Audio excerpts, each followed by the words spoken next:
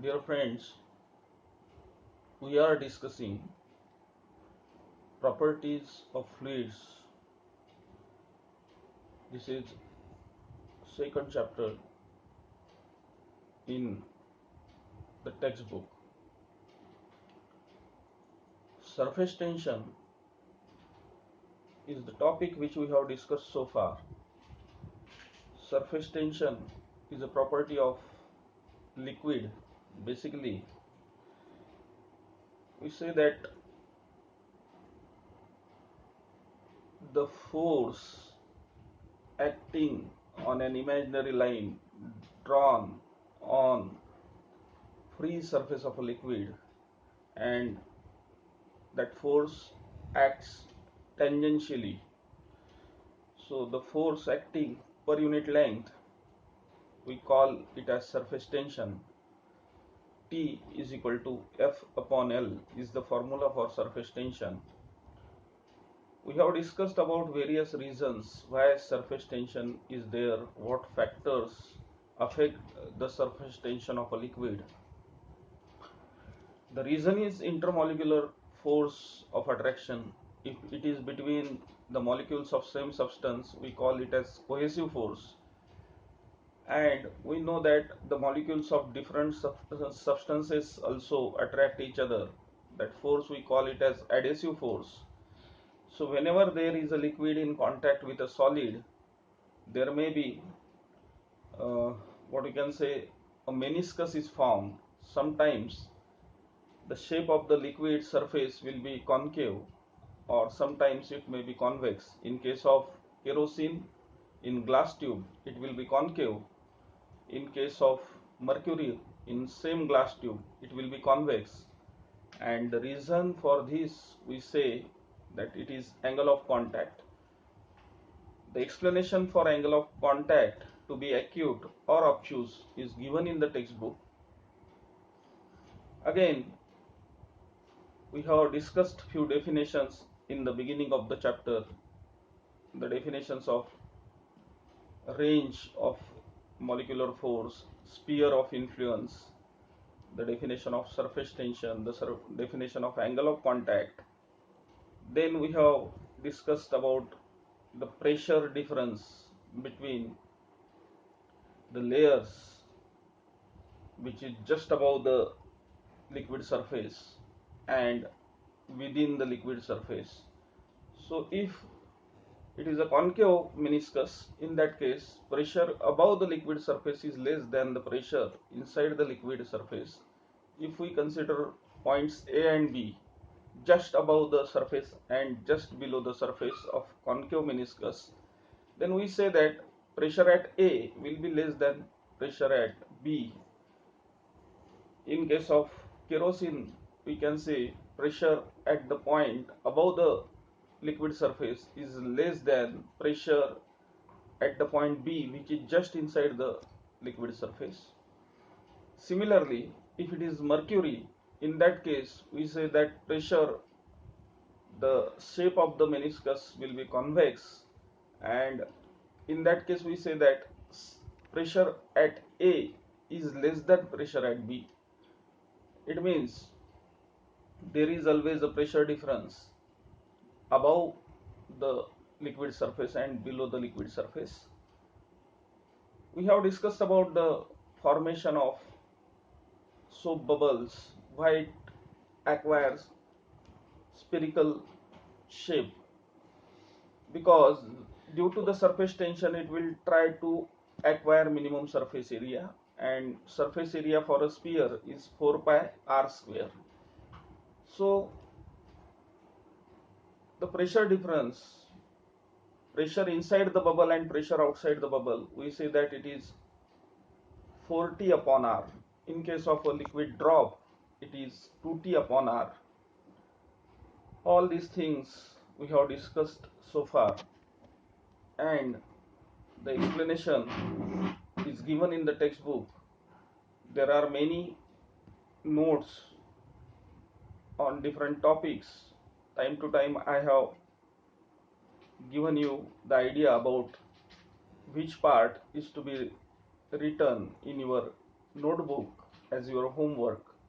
So I hope you have studied the topic surface tension from textbook, you have read it, as well as you have completed your writing work, because in the exam generally what questions can be asked. There may be 1 mark question on surface tension, there may be a 2 mark question, there may be a 3 mark question. So it is necessary that you should have proper collection of your notes. At present we are going to discuss about the capillary action. Capillary or capillarity. What is capillarity basically? Capillarity means, if you observe, there are many wonderful things happening around us. For example, typically at our home, when mother lightens the lamp, it is observed that the oil is somewhere at lower level, but the wick of the lamp, in Marathi we call it as vat or jyot. So the wick is at higher level and the oil is somewhere at lower level, but you observe that the oil rises inside and the lamp continues to spread the light. What is the reason we say that there is capillary action? So it is a tendency of a liquid to rise or to fall also. In case of mercury, it is observed that we dip mercury, if we dip a glass tube having small bore, a tube having small bore is called as capillary tube. And in biology you have studied that there is a network of blood vessels, and those blood vessels, they reach at each and every corner of our body, and they are very fine size small tubes. That is the reason why if we get a cut, then immediately the blood starts flowing from that spot. The reason is there is a small fine vessel which is carrying blood to the last point of your body, and this network of blood vessels, we can call it as capillarity, or sorry, capillary tubes, and the action can be called as capillarity. Till now I have tried to explain each and everything in Marathi, but today exclusively we are conducting the lecture in English. The reason is, you are reading from the textbook which is in English, and uh, as far as understanding part is concerned, I think you should have the practice to attend these classes in English also. The reason is, as far as your higher education is concerned, definitely the subject matter is going to be in English, and if you listen carefully, you will find that the things can be understood in either language, either in your mother tongue Marathi, or equally well you can understand in English also. Important thing is you should listen carefully. Now we are talking about capillary tube. So capillary or capillarity, there is definition given in our textbook. The rise or fall in a liquid column when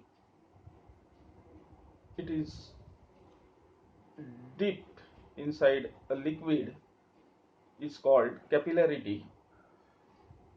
For example, the sap and water rises inside a tree till the top. Coconut tree is the famous example. Everybody wonders how it is possible that coconut is at the top of the tree And how come the water is stored inside a coconut? Because water is at the ground level and the tree is quite high. But then you will find that the structure of the coconut tree, it has small capillaries through which the sap and the water can reach to the top of the coconut tree. So capillarity is the action where you may have observed that whenever there are crevices in a stone, the liquid, the water rises in those crevices. Or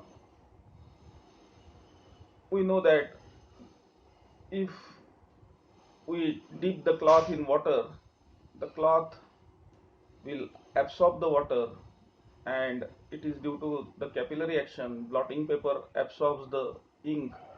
There are many examples, like few are given in the textbook. So capillary action, we are interested in explaining the reason why there is capillary rise or why there is capillary fall. So as I have told you, if we dip a glass tube in a mercury, you will observe that if the level of the container is, say,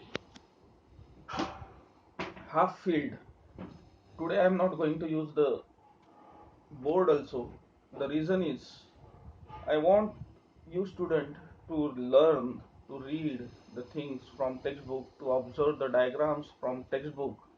Therefore I am not going to use the board today, and definitely I am checking the students who are really responding. Generally, whenever we meet all the teachers, we discuss that there are very few students who are doing their homework properly.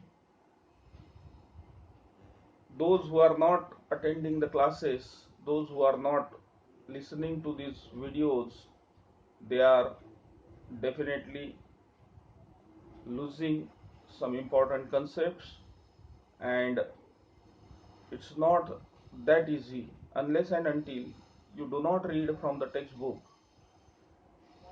It will become to understand the subjects, whichever subject it may be, about English, about biology, about maths, about physics. You should read and listen those lectures which are uploaded on the YouTube regularly. Capillary tube is a tube having very small diameter. So when such capillary tube is dipped inside a liquid, if the liquid is water, it is observed that water rises in capillary tube, and if it is mercury, it is observed that the level of the mercury drops in the capillary tube. And for this action, what is the reason? It is explained very well in the textbook.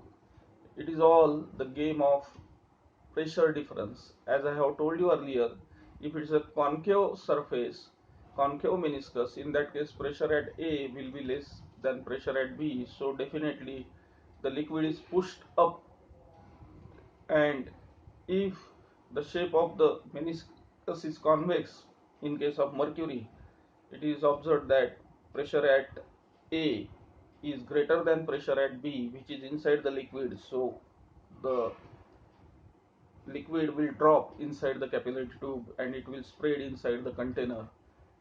This part is explained in the textbook.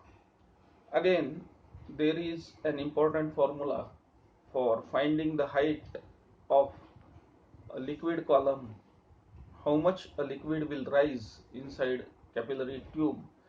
So for that purpose, two methods are given in the textbook, and those two methods, one method is a short method, but I would like to refer to the second method where it is explained on the basis of surface tension, force. In simple words, I would like to explain this point that let us imagine that there is a small diameter tube called as capillary tube, and you have inserted that tube in a beaker containing water. So what you will observe that the level of water inside the beaker, the container, is somewhere at lower level, and you will find that in the capillary tube there will be a rise of water column. Now if I say that there is a small rise of height h, then I can find the formula for this h.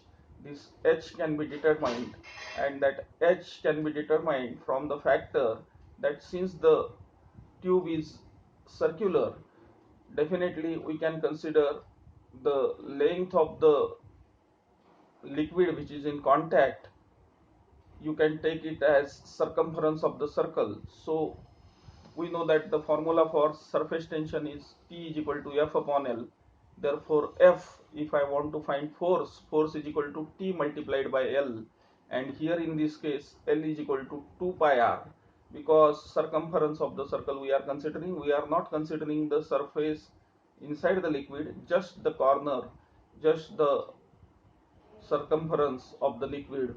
So for formula for force becomes T into 2 pi r into that surface tension is actually resolved in two components, T cos theta and T sin theta.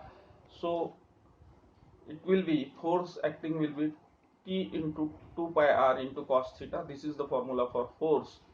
And second thing is, since the liquid is rising above the surface, so we have to consider the weight of the liquid which is lifted up, and that weight can be calculated using the formula.